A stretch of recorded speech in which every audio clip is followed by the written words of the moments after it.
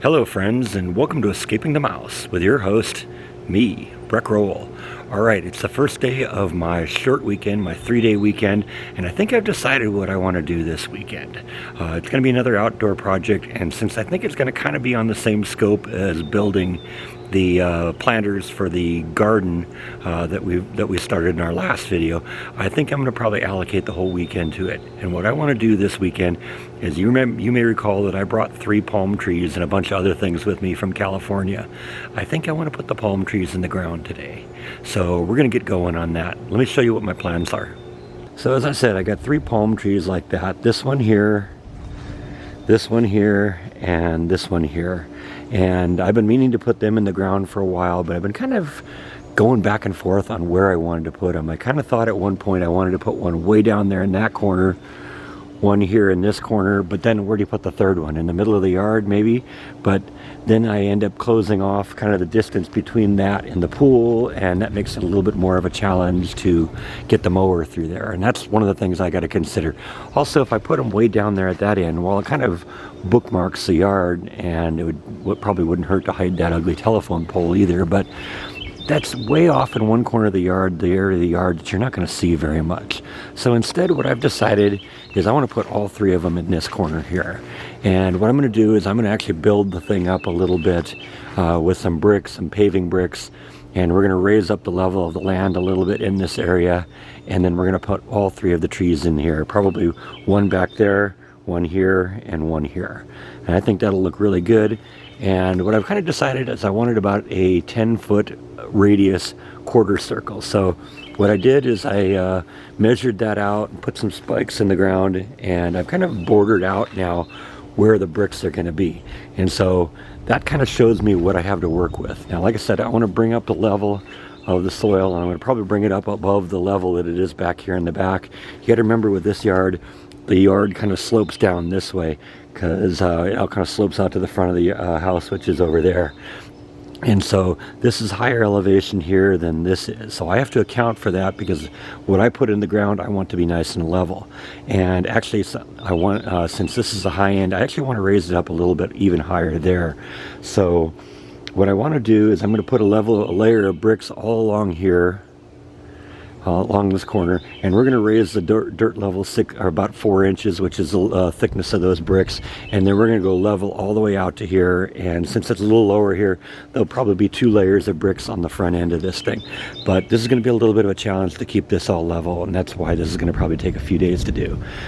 One of the other things I have to do is consider where the sprinklers are, because if I raise the level of the soil, I don't want to bury the sprinklers. Now, I've kind of dug everything out here along the fence, and the only sprinkler I see is that one there.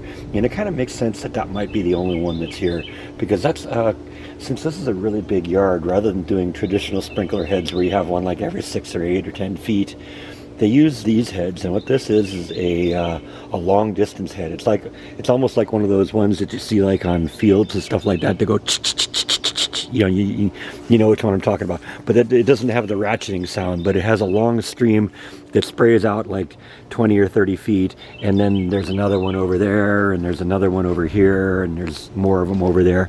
And with 5 or 6 heads, you can kind of cover this whole area. So it makes sense that this would be the only one that's here, but I don't want to bury it, so I'm going to have to raise the level on that. So one of the first things I'm going to have to do is dig under that and see what kind of a connection to the plumbing there is underneath there. It's probably a traditional riser, and I can just get a longer riser and have it stick up out of the ground more. That won't hurt anything at all. So that's the first thing I got to do. Now, in addition to getting that riser to raise the sprinkler head a little bit higher, I also need to figure out how many bricks I'm going to need. And the bricks I'm looking at, I've got experience with them because I've used them in the past in my house in California. And I know that they're about 8 inches thick, about 4 inches high, and about 12 inches wide. Now, since the distance between that corner and here is 10 feet, I'm going to need 10 bricks to go along there, another 10 bricks to go along here, and then I got to calculate how many I need for this quarter of a circle here. Now, fortunately, calculating the circumference of a circle is easy. There's a very simple little formula. It's 2 times pi times the radius, and my radius is 10 feet, And so you do the calculation, and that comes out to a little bit more than 62 feet. Now, since this is only a quarter of a circle, not a full circle, you then take that number and divide it by 4, and we're going to come up with about 16 bricks per layer. I'm going to do 2 layers, so that's going to be 32 plus 10 there, 10 there is going to be 52. So I'm going to need 52 bricks, and I'll probably get a couple extra just to be safe, because you know I can always find something to do with them, and they're only a couple bucks a piece. So what the heck, might as well get a couple extra and not have to make an extra trip because I miscalculated. Alright, so I got the sprinkler head out of the ground. It is a slightly different riser than I'm used to. Usually that's about a 1/2 inch riser. That looks like that's more 3/4 inch. So I'm just going to take the head over to Home Depot with me, and we're going to find a riser that will let me rise it up about 12 inches. I think that'll be more than enough. It'll get it high enough off the ground that it'll work, and we can raise the level of the soil in that area and still keep this above ground. So off to Home Depot we go. And while I'm over at Home Depot, I'm also going to look at bricks. Alright, so I found the risers I was looking for. I've raised the head up another about 8 inches. I couldn't find a 12-inch riser, which is what I wanted.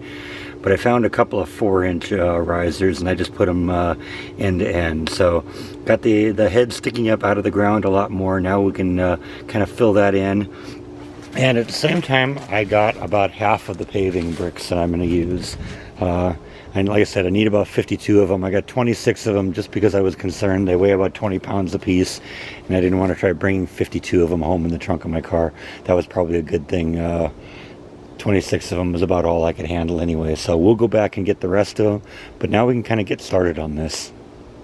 Alright, so I've made good progress on this. I've basically set up the back of what the planter is going to be. That's going to be the level of the dirt, since that's the high part in the yard. And since it slopes down as we go that way, next part I got to do is this wall here, and we're going to probably get to a point where we get about here, and there's going to have to dig down, and there's going to be actually 2 levels of bricks there. And so we'll keep that height all the way down, and then we'll maintain that all the way around this corner. I might actually end up needing more bricks at the end, because I had originally planned on only having to have 1 level of bricks on the back, but I may end up having to have a couple layers here as we get down lower here. So we'll cross that bridge at a later date, probably tomorrow or the next day, and go from there. But this is looking really good right now. All of these bricks are really flat and really level, and level compared to each other. That's really important. You have to kind of keep everything at the same level, or else, you know, everything will kind of look wobbly, and you don't want to do that. So we're making good progress. I think we're going to stop for today. It's starting to get a little cold out here. So I think that is all that I have for tonight. Thank you as always for watching, and come back tomorrow and we'll continue this. Good night, everyone.